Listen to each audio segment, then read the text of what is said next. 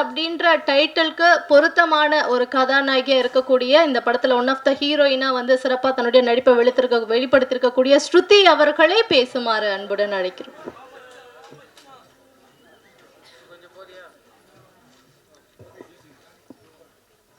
அனைவருக்கும் வணக்கம். Media representatives, ஸ்டேஜில் இருக்கிற டிக்னிட்ரிஸ் எல்லாருக்கும் ரொம்ப வணக்கம்.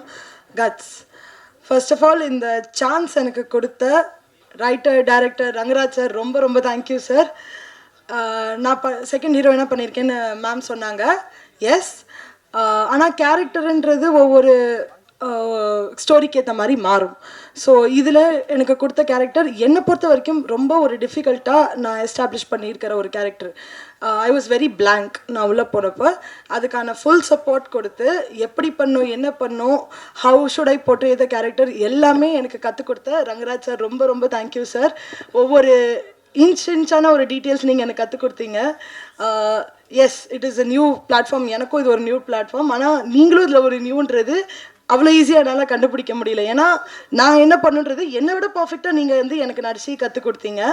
அண்ட் அதான், and I just want to say thank you so much for the opportunity. Everyone, all the dignitaries என்னை மென்ஷன் பண்ணதுக்கும், all the media representatives every ஒனுக்கு ரொம்ப மென்ஷன் பண்ணதுக்கும் ரொம்ப தேங்க்யூ.